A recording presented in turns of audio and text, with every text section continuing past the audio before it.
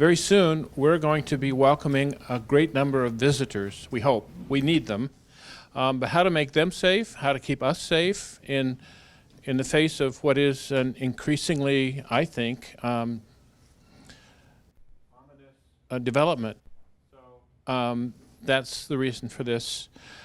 Our panel tonight include Grace Greninger, who is Public Health Coordinator for Cook County from her office with the Department of Public Health and Human Services, Jennifer Dowden, registered nurse and infection control coordinator for North Shore Health, and Dr. Paul Terrell, medical director at Sawtooth Mountain Clinic. We also have their bosses, basically. Kimber Ralstad, administrator for North Shore Health and a chamber board member, Kate Serbaugh, registered nurse and CEO at Sawtooth Mountain Clinic, and Allison McIntyre, director of the Cook County Department of Public Health and Human Services. Thank you all for coming, and please chip in whenever you think it's appropriate. What we'll do is now give this over to Grace, and she can lead the panel members through a discussion. The request is that you submit written questions, and there are pens and pieces of paper in the corner that I will make an effort to pass out to you, and then collect, and then the questions will be read out here when we get to that, okay? So Grace. I have this mic on. I want to make sure it's working well. Matthew, am I good? Okay. With the questions as well, we are going to be doing the presentation and taking questions until 8. If there are questions we don't get to, please make sure to put your name and email on the sign-in sheet. That way, any questions that we're not able to get to tonight, we'll be able to email out to the group at the end. Thank you for having us all here tonight. I'm going to be doing a brief presentation, and then quite a bit of tonight is actually going to be fielding your questions and knowing what is on all of your minds and what we can do to speak to those questions collectively as a panel. So, I believe this is what I'm doing.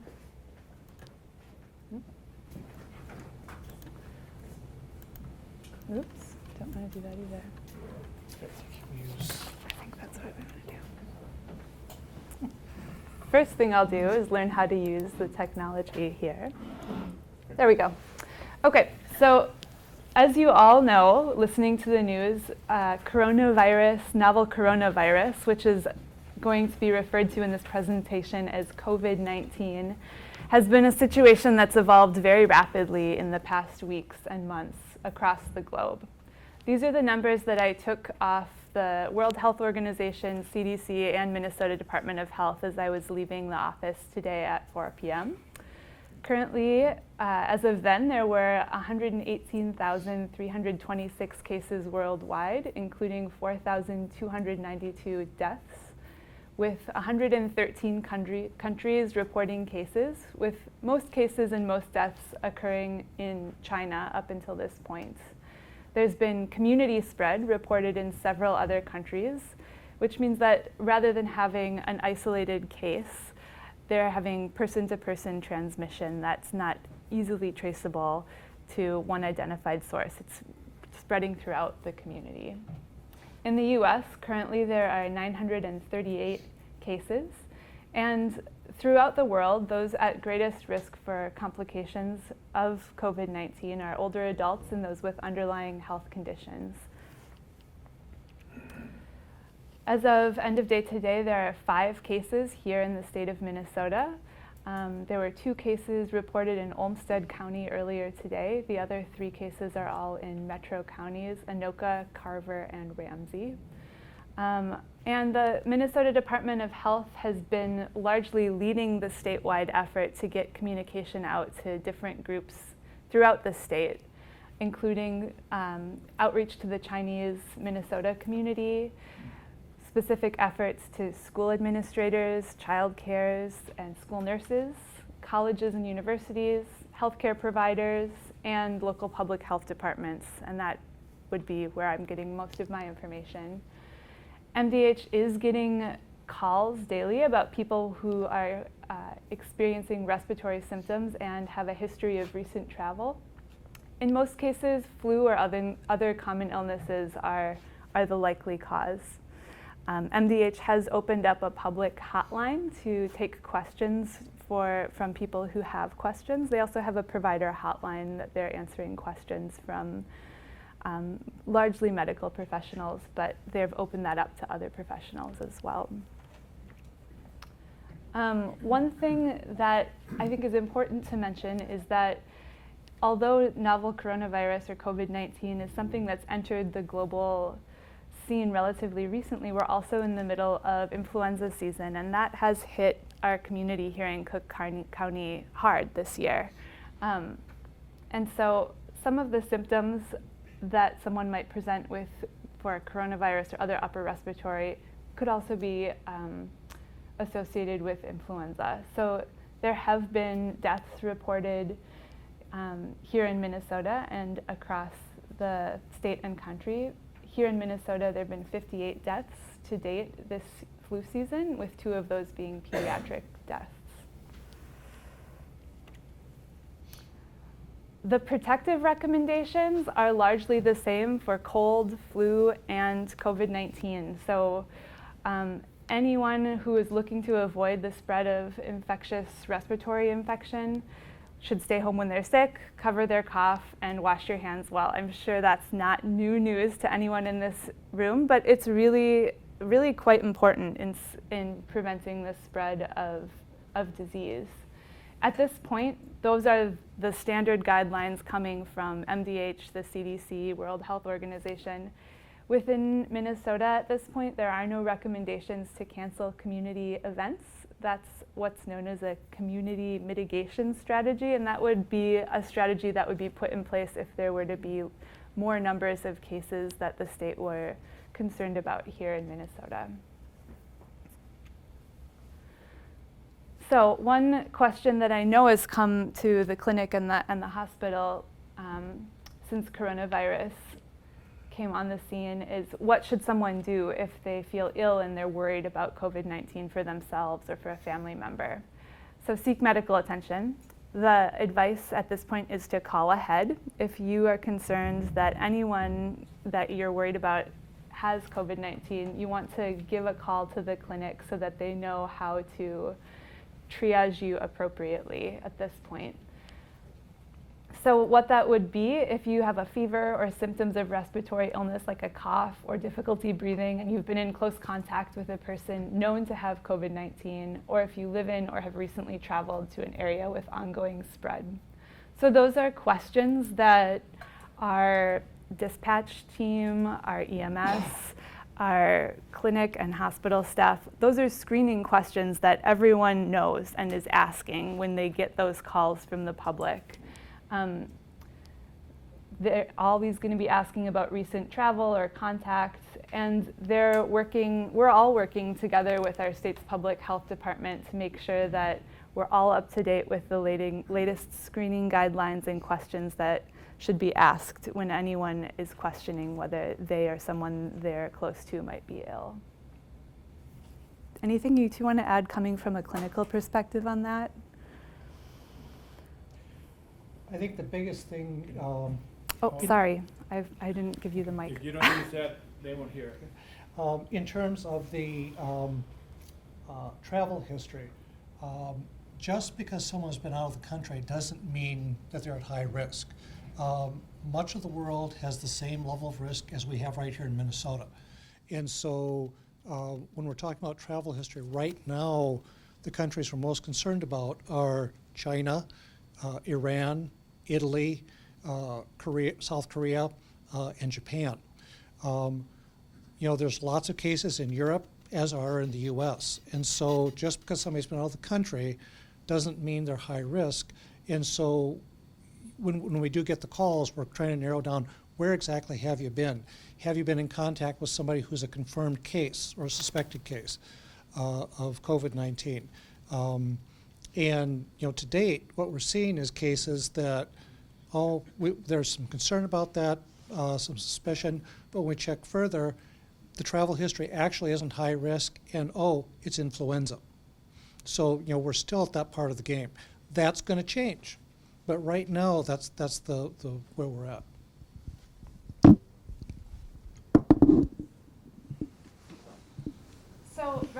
options for the public preparing for potential community spread, again, that would be more widespread activity of COVID-19. So the CDC's goal and the Minnesota Department of Health goal, and really all of us who are working on preparedness, is to slow the spread of COVID-19, to reduce the impact on communities and on the healthcare sector.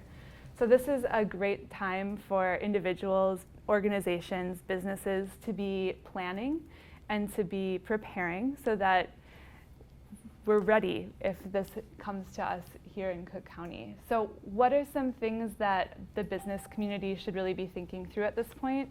One is the capacity for employees to work from home.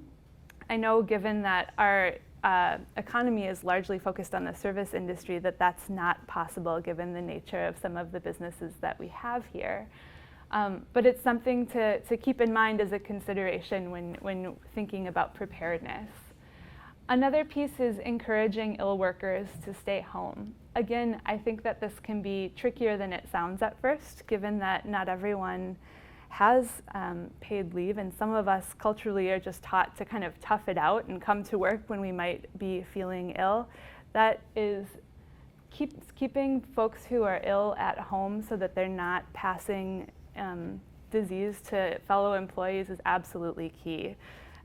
It might be a small hit on productivity to have one employee who is not there for the day or the week or 2 weeks because they're at home sick. But if that person is coming in and then suddenly the whole office or the whole store or the whole restaurant is getting out sick, I mean, even if it's not everyone, even if it's just 3 or 4 rather than 1, then the impact is magnified. So really encouraging folks to stay home when they're ill is something to take into consideration for the season, and to think creatively for your own business how to encourage that among your employees.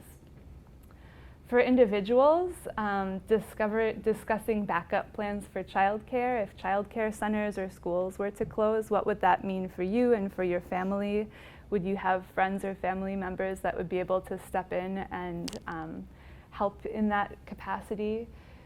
And options for other key services, I think that really is just thinking through, if there were to be widespread community transmission, what would that mean for me, my family, my business, and what are things that I could do right now to get ready and prepare for that? Again, I think COVID-19, it will affect us locally, but we don't know what that looks like. And really, I think we have a chance, an opportunity to take responsibility, pause, be thoughtful, and think how each one of us, whether it's washing our hands, encouraging sick employees to stay home, those things will really make a difference on how the spread of infectious disease comes into our community, whether it's COVID-19 or influenza during flu season every year. Anything either of you want to add on that front? The things to do to prevent the disease from spreading isn't new. It's what we've been taught for influenza. I think a lot of us have gotten passive lately in regards to the spread of it, but maybe if we work on getting ourselves where we need to be for COVID-19, we can also decrease the risk and spread of influenza, which has hit this community really hard this year. The mic does not magnify what you're saying. It just means that the video camera can hear it. So you need to speak up so that they can hear it. That's the only way they'll hear it. Okay, so the CDC has an excellent guide for businesses on preparing for the spread or preventing the spread of infectious disease. I have a handout that's kind of a synopsis of what that booklet really says, and also a link to that. But all of these points are taken off of the CDC's guidelines for businesses in planning how to prevent the spread of infectious disease within their business. So this is something that will go back to individuals and their businesses and become conversations with colleagues, with employees. Some things to keep in mind: what's the current rate of transmission in the community? So are we seeing, right now we are seeing influenza in the community. So there actually is some infectious disease affecting the Cook County business community and the community at large right now. COVID-19, not so much, but that doesn't mean it's not a great time to firm up plans and practices now. Uneven impact on employees due to differing risk factors. What that really means is, going back to the first slide where we talk about how there are folks who, because of maybe they have underlying medical conditions or are older, are at greater risk for complications from the disease.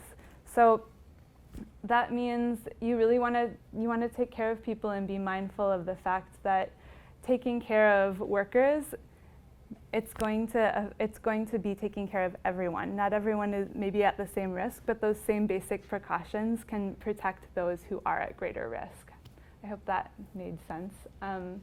Preparing for increased number of employee absences. If there were to be one or few people out, what would that mean for your operation? Would you have people cross-trained and able to fill in? Would you be able to talk to other business owners and perhaps come up with plans that you could share? This isn't my area of expertise, but it's really meant to be a jumping off point so that you can bring this information back and do planning for yourselves. So some of the questions in the CDC guide are assessing your essential functions. So what do you absolutely need in your business so that it's able to have its doors open and run each day? Are there multiple people who can do those things in case somebody is out ill? For some of the employers, it could be flexible work sites or flexible hours. It could be remote work, working from home. It really depends on the nature of what folks who work for you are doing each day and what would be able to be accomplished off-site.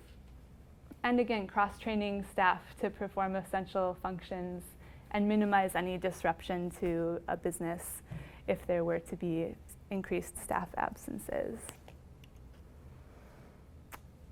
So when you're thinking about planning, building in flexibility, we don't know what we don't know, but we can think through different scenarios that are possibilities. Involving employees in developing and reviewing plans to get their feedback and to get their buy-in. Linking your plan to any relevant HR policies, so thinking through things like flexible work schedules or off-site work. Your company or your business might have HR policies that link back to that, and you'll want to be talking through that when it's applicable. And sharing your plans with others in the community. I mean, if you find something that works really well for you and you have another business colleague that may be grappling with a similar situation, it's great to share knowledge so that everyone doesn't have to reinvent the wheel. Knowing how to communicate out plans with staff. And really maintaining awareness of the evolving situation through public health. So a large part of my role is being a conduit for messaging and response with the Minnesota Department of Health. So as the situation evolves, I'm in communication with the Minnesota Department of Health each and every day and making sure that folks in the community are getting messages that are relevant to our situation here locally. And so maintaining an awareness of what is happening here locally. I'm going to be going on the radio regularly.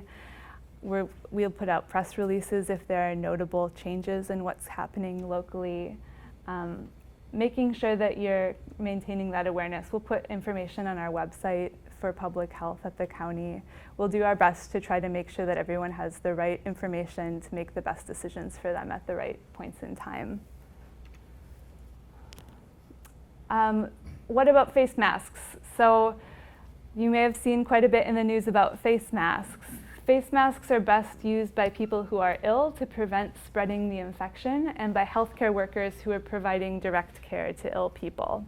So folks who are well do not need to be using face masks, and that supply is actually best directed to the folks who are really best served by using a face mask. CDC does not recommend using face masks as a preventative measure for the general public. And the idea of stockpiling among the public actually raises concerns for the healthcare industry to have face masks for the people who need them when they need them. So using face masks across the board is not a recommended practice. Another thing that has been coming out in the news is discrimination toward folks in areas where COVID-19 is more prevalent right now. And MDH came up with this poster that viruses don't discriminate. There's no likelihood due to race, ethnicity, that someone would be more easily infected with COVID-19. Viruses really don't discriminate. Those risk factors of history of recent travel or contact with someone who's a confirmed positive COVID-19 case are really clinically what is most significant. And discrimination really isn't going to help as a community have a strong unified response to disease prevention.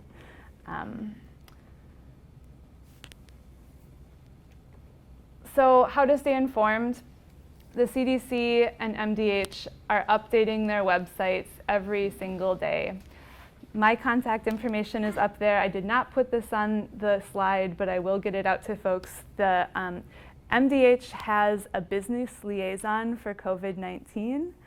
So if folks have questions specific to business planning, it's the same number that is for providers in general. But if you say, I'm a business owner and I have questions about COVID-19, they will triage your call, if you will, and get you in touch with the business liaison. That number is 651-201-5414, and it is currently staffed during business hours. I believe they have more availability for clinical partners, but for folks who would be looking for that business liaison, that person would be there during a Monday through Friday, normal business hours timeline. So that's a great resource to know about as well. That and the CDC guide for businesses on infectious disease prevention are probably the most useful resources I've come across that are specific to the business community. And if you have a question and I'm not the person who can answer it, I'm happy to get you in touch with folks that I think will be better suited to answer very specific questions. With that, I will turn it over to questions, unless Jennifer, Dr. Terrell, do either of you have anything you'd like to add to the presentation portion of the event? I guess the big thing I would say is that this is a really dynamic situation. We've seen this blow up really rapidly and seen parts of the world where they've gone from a few cases to overwhelming the healthcare system. And one of the big things that's been out there in the past couple of days in the Twitterverse is looking at slowing the spread, and that's really key. That the worst thing we can have is a situation where we have rapid spread that overwhelms the systems. Businesses can't be open, everything has to be shut down, the healthcare system is overwhelmed. And realistically, this genie is out of the bottle. We can assume that this will come to our county eventually. And so that's why looking at what can we do to prepare for this and slow it down, but not assuming that because we're a little bit of a backwater that it's not going to come here. It will, and it's really just a matter of when. And so at the same time, if we do these things to really prepare for this, we can really mitigate the impact it has on the community. We can really help keep things operating as well as possible, and we can actually, from a healthcare standpoint, hopefully have a situation where the cases that come in at a rate where we can actually deal with them, where we don't get overwhelmed with it. And that's where what we've seen in some countries, the systems have just been completely overwhelmed because things were totally out of control, because they didn't know what was happening, they covered it up, and then all of a sudden it was out of control. And we've got the opportunity to plan ahead so that we have a different experience with that. And that's what this is all about. I will add one thing to that we do have a very strong preparedness and response community and set of relationships within Cook County, and I feel very grateful for that. I'm in communication with the clinic and the hospital frequently, and we're all getting the same information in a coordinated way so that we can be prepared. And I think that's a real asset that we can be grateful for. And also, I'm grateful to see all of you here who are eager to know more and to really play your part and think through how you can do what you can do to slow transmission if and when coronavirus were to come to Cook County. I think that how it will look is really the piece that we do have some control over, and that comes from following those basic public health precautions and being in really good coordinated response with one another. You have questions that I could collect? And if you're wanting to write questions, go ahead and we can pass out more as well.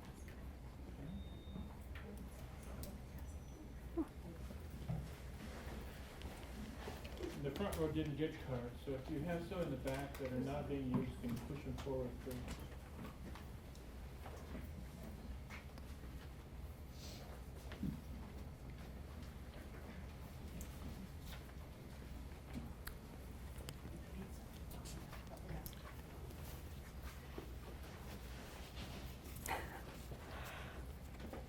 How do you politely ask people to wash their hands without putting them on the defensive? That's a great question. I think it's fine to be very direct and straightforward with people when it comes to hygiene habits related to infectious disease control. I mean, you can think of different ways to say things, but I think framing things in terms of not just, oh, like being mean, but washing your hands prevents the spread of infectious disease. This is an important thing we can all do to stay healthy. That it frames it more as a factual rather than a personal attack. I agree. Okay. How do you handle washing of hands in the hospital? Do you do it religiously? If you ask someone who works in healthcare how many times they wash their hands, most of them will say, well, Please. probably 1,000 times a day. And that's not an understatement. We train on hand hygiene twice a year, and we do competencies on it to make sure that we're doing it the correct way. There's the right way to wash the hands, and there's other ways to wash the hands. I have posters for you to hang in your businesses on proper hand hygiene and step-by-step from Minnesota Department of Health. I know food services is slightly different, but I'm pretty sure it's very similar. What's the number one most important way to prevent the spread of infection? Wash your hands. Amen. 20 seconds, soap and water, rub them vigorously together. I mean, hand sanitizer is great, but washing your hands is really the gold standard for hand hygiene and infectious disease control. The favorite way I've seen so far is on Facebook. They had a video of someone using the doxology. So if you go, praise God, and when you get done, you wash your hands long enough. And that was a really good way. And I'm sure that Pastor Dittenson would agree that that's a great way. I've seen fun things about like different songs that meet that 20-second criteria. I think as a business, having those signs in your bathroom, having like the hand sanitizer that's in a stand here, having those things at the entrance, that all of those things add up. So things you can put in the environment so that washing your hands is the easy choice and sanitizing your hands is the easy choice. That's helpful for folks. Let's see what we've got here. If a family member or employee gets the coronavirus, at what point do they cease to be a carrier of the virus? Do you want to take it? If someone's in close contact with a case of COVID-19, the standard would be for them to be quarantined for 14 days. And if they don't develop symptoms within that 14 days, then we assume that they're not carrying the virus. In terms of that family member who is sick,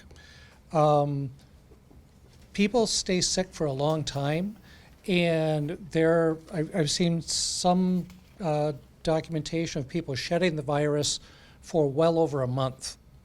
So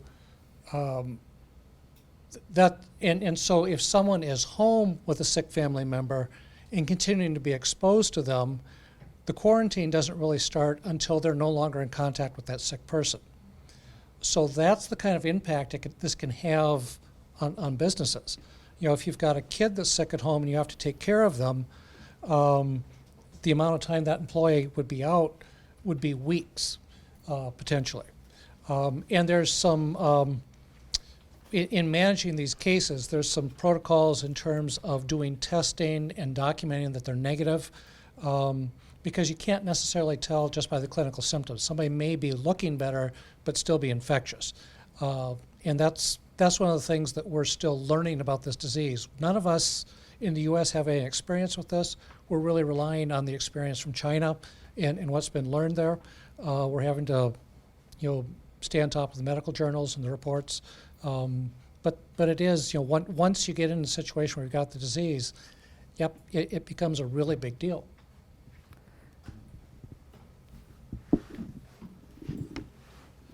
Is handling currency something that should be followed up with hand washing, and how often?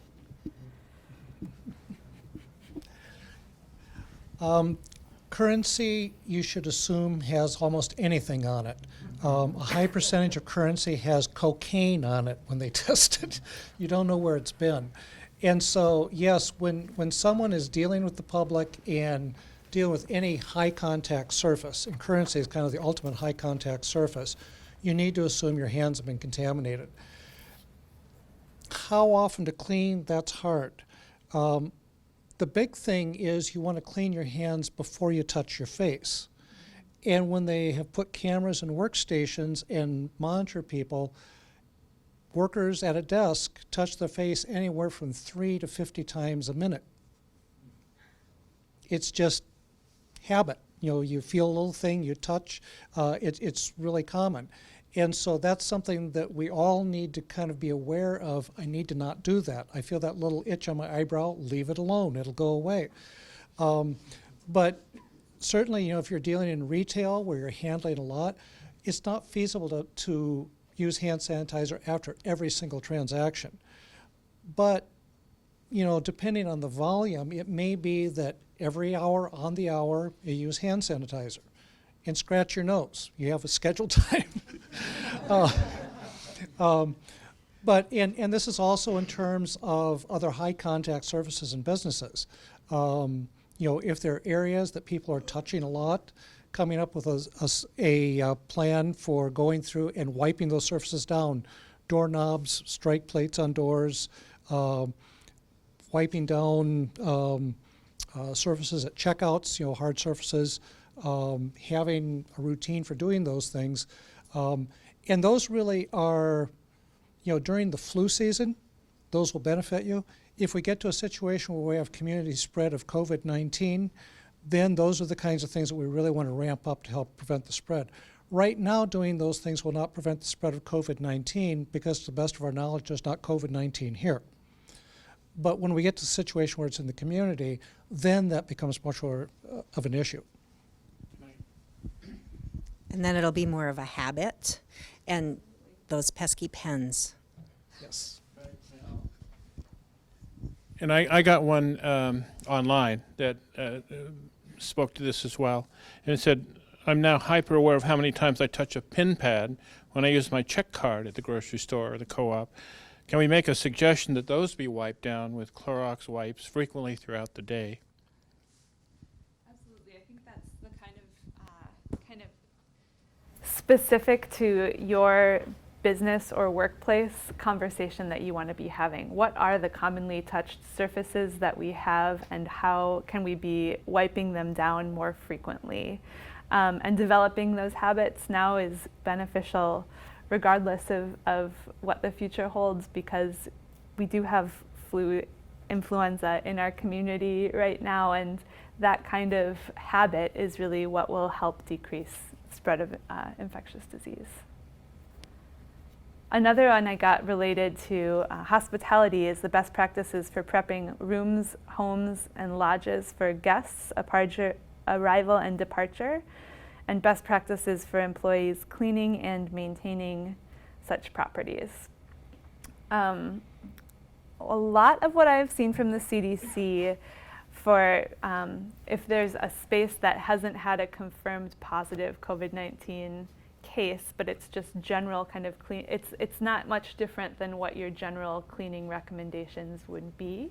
The CDC does have specific guidance if there's a space and there's been a confirmed positive case that has stayed in that space in terms of cleaning and disinfecting. And I'd be happy to get that resource into circulation so folks have that information. But it's largely the type of cleaning that you would do routinely in those spaces. Anything either one? Okay. Let's see. Is testing available in Cook County?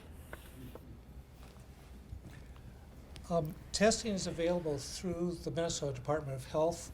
The CDC has distributed the test kits, and the MDH has the capacity to do 100 tests a day.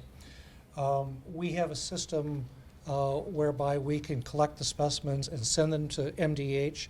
The turnaround time is 2 to 3 days. So if we have someone who is a suspect case, a person under investigation is the term they use, a PUI, we would collect the specimens, send them to MDH, and then depending on whether that person is sick enough to be in the hospital, they would be in an isolation room. If they are not that sick, then we would have them isolate themselves at home and be in contact with them by phone until we get the results back. The other thing is that before we send a test to MDH, these people are all tested for influenza. Because if they have influenza, then we know why they're sick and we know it's not COVID. And that we have a rapid test that just takes 5 or 10 minutes to get back actually. So that we can do right here. But otherwise, there are no facilities in the country really have local testing available except for just a handful of very large hospitals that develop their own tests. But otherwise, it all goes through the state health departments.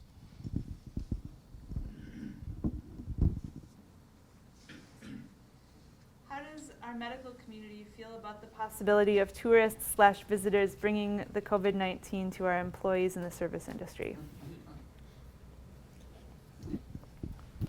I'm not sure that's the right question. It's not a question of who brings it here. It's really a matter of when it comes here. A lot of us leave Cook County and go places where we're in contact. On Saturday, I'm getting in my truck and we're headed for Texas. And then we're going to come back in 2 weeks. And I plan to be aware of my surroundings and aware of situations where, big crowds and all, maybe that's not where I want to be. But I think it's not, this county is really economically incredibly dependent on tourists. And so I don't think we see tourists as a problem. It's just part of our life. And we see tourists in the clinic on almost a daily basis with all manner of things. And this is just one of those things. It's part of being part of the bigger community. Mm-hmm. I would agree. I mean, I think the nature of our modern world is there's a lot of movement and travel in that world, and both tourists and folks who are living here in the county are a part of that. And so really knowing basic information on symptoms to watch for, on how this spreads, on habits that we can develop now in our lives and in our daily workplaces is really key. And not to kind of succumb to the fear that someone might bring this to us, but just say, how are we going to be prepared for the spread of respiratory diseases like COVID-19 here in Cook County, and what can we all do to play a part in that? I heard some economists discussing last week the economic impact of this disease. And what they said is that with this type of situation, about a third of the economic impact is directly due to the disease, and 2/3 is due to the uncertainty and anxiety and the changes in people's behavior, canceling trips, canceling various things because of fear of it. And so that's where if we can make sure that our responses to this are as rational as possible and as fact-based as possible and avoid reacting out of fear, we can help keep down that economic impact and hopefully have less of a dent in the economy, especially through our busy tourist season. I think about this one a lot, and given the threats that a lot of people are equating with air travel, we could actually see an increase this summer in the number of visitors who come here. And I really like what Dr. Terrell said, that there's no presumption that a visitor is any more likely to have this than one of us. So I'm thinking that instead of concern about visitors, what we might be trying to do is communicate to people who will come or want to come that we're being very careful and that we're trying to protect ourselves but also protect them by taking these kinds of preventive steps that will allow them to enjoy where we live and keep us open for business, because it's not just about profits, it's about jobs. I mean, more than 80% of our economy is dependent on those people coming and visiting us. If they don't come, families get hurt badly. And so communicating that we're serious about this and serious about keeping them safe, I think is a better message.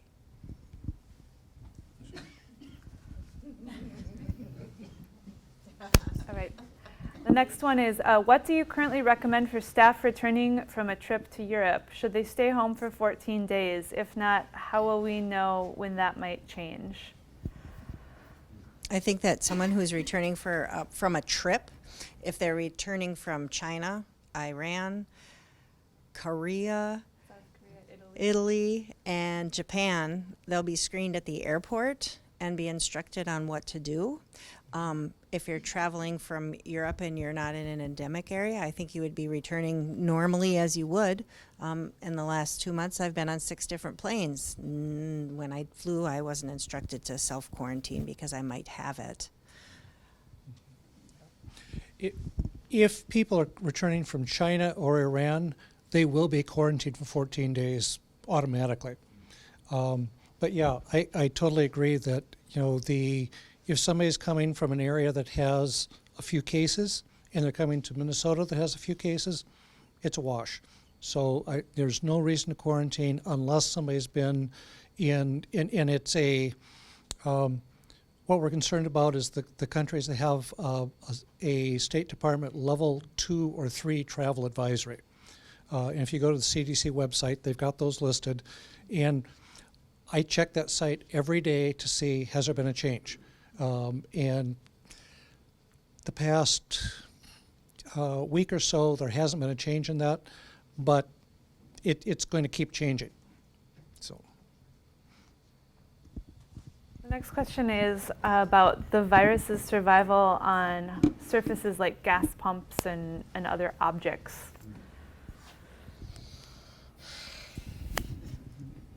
Wash your hands. And also, the primary mechanism of spreading is person-to-person respiratory droplets. So it's not covering your cough; it's being in close contact with someone that's actively passing those respiratory droplets through coughing and sneezing in close proximity to other people. It's not through inanimate objects. The virus can live on inanimate objects, but that's not the primary spread of disease. And I haven't heard what the lifespan of the virus is on an inanimate object at this time. I don't know if Washington or I think whoever that knows. is one of the basic science pieces that is still out there. They know that the primary mechanism for disease is not through inanimate objects, but as long as how long it can survive, that's yet to be discovered. The last question I have is, at our resort's front desk, we have a 4-foot high counter to check-in guests. Would it be going overboard to install a 18 to 24 inch high plexiglass shield?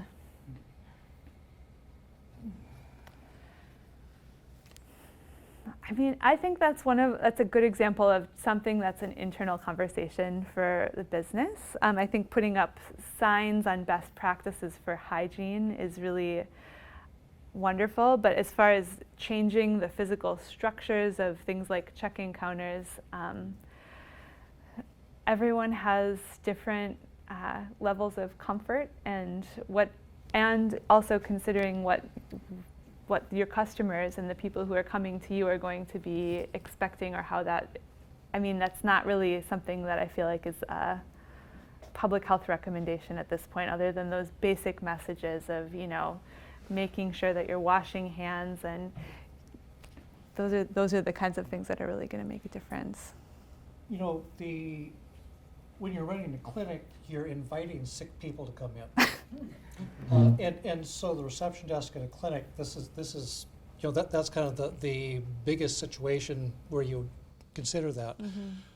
I have definitely seen clinics that have their receptionist behind plexiglass. The forms slide through, but there's kind of a barrier there. When we set up our clinic, we talked about that, and the decision was made consciously to not do that because we didn't want to have that barrier. We wanted to have the welcoming presence. And that wasn't with COVID, that's just with everything that goes around with the cold and flu season all the time. So it is kind of a judgment call as far as the image you want to present. Yes, if you put that barrier up, if somebody sneezes, there's going to be a block, it's going to cut down on transmission. Is that what you want? Is that worth enough to your business to do that and change the perception? Because that is going to send a different message to your customers. And depending on the business, that may make a difference, it may not. But those are clearly the kinds of balancing acts that we're going to be doing with these kinds of things. And it right now, it's like, well, why would you do that? But in 3 months, it might be, why didn't we do that? It's hard to know. I don't have any other questions. Are there any other questions floating out there in the audience that folks are wanting to ask? So we staff a lot of our we house a lot of our staff, all of our staff really on site. We're up against a trail. A lot of our staff, especially in the summer, are without vehicles. So I'm wondering, if somebody were to come down with an illness, do we send an ambulance to take them to town? Do we put one of our, ourselves in a vehicle with them to bring them to town? And how do we quarantine people that are living in shared staff housing? So the first part of that is, the question assumes that they have COVID-19. And, if that person has known contact with a case, or they've just come back from a hot zone, that might be a very fair assumption. If it's today, it's most likely influenza. The first thing you want to do is you want to call the clinic or call the hospital and discuss the case, because you'll get some direction as far as what to do based on that. If the person does not have criteria that would raise our concern about COVID, and if they're not particularly sick, from the clinic, we would probably, our triage nurses would give self-care instructions and talk about taking care of yourself at home. Not everybody that has a cough and a fever necessarily has to be seen. If they don't have, if they're not short of breath, not having difficulty breathing, if they don't have increased risk factors. Clearly, if somebody is short of breath, they're in really bad shape, the ambulance is a reasonable way to bring them in. Last week, last week, reviewed with our ambulance service, because we got specific guidance of how they are supposed to take care of people who are a potential case, to protect themselves and also provide good service to that patient, and also make sure that the ambulance isn't a vector for spreading it to the next person. But I would definitely call ahead. if you've been in close contact with that person, if you've been within 6 feet of them when they're coughing and sneezing and whatnot, you need to consider yourself that you've already been exposed. And so, if they need a ride to town, you want to try distancing, maybe put them in the back seat, whatever you can do, but I don't think that you need to do anything different than you would ordinarily, because if that person does turn out to have COVID, you're probably going to be in a situation where you're going to be quarantined anyway. And that's something, with staff housing like that, that's going to be a real issue. That this is why a lot of colleges, they're looking. A lot of colleges are closing down. They're going to online classes only, because if you've got exposure in a dorm, all of a sudden you're going to have a whole bunch of college students in a dorm that have to be confined to that dorm.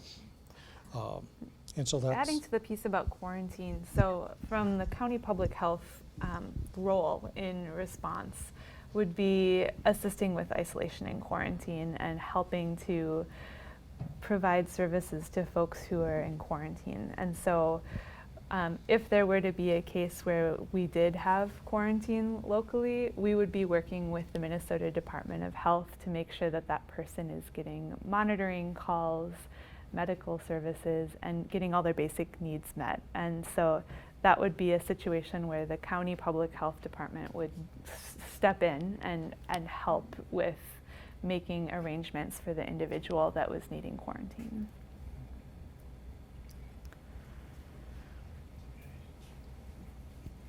One thing I'd like to mention that's actually not medical or health related, and that is, actually it's from my previous career. There's a lot of fake news out there about this, and you really need to be careful what you read and what you believe, and check the source. Someone put up a column today from the Washington Times that was, this is all hyped. Well, the Washington Times is never, ever a reputable source for anything. So, it's the Washington Post, you're good. But if it's the Washington Times, no, sorry, go check somewhere else. So that's something that we all need to and Jim, that is related to this last slide I have up there.